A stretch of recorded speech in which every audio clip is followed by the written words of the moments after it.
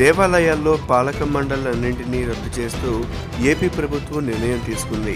TTD బోర్డుతో సహా రాష్ట్రంలో ఉన్న అన్ని దేవాలయాల్లోని పాలక మండళ్లను రద్దు చేస్తున్నట్లు ఆర్డినెన్స్ జారీ చేసింది.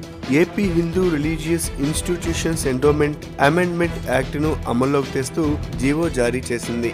దీంతో ఏపీలోని అన్ని దేవాలయాల పాలక మండళ్లు రద్దు కానున్నాయి. ఏపీ ప్రభుత్వ నిర్ణయంతో టీటీడీ చైర్మన్ బాపిరాజు పదవి ఊడిపోనుంది. గత కొంతకాలంగా బాపిరాజు చైర్మన్ పదవికి రాజీనామా చేయలేనని ముందుకేస్తున్నారు. దీంతో బాపిరాజు పదవి నుంచి తప్పుకోవాల్సిన పరిస్థితి ఏర్పడింది. త్వరలో జరగనున్న మంత్రివర్గ సమావేశంలో పాలక మండలిపై చర్చించి పూర్తి విధి విధానాలను రూపొందించనుంది ఏపీ సర్కార్.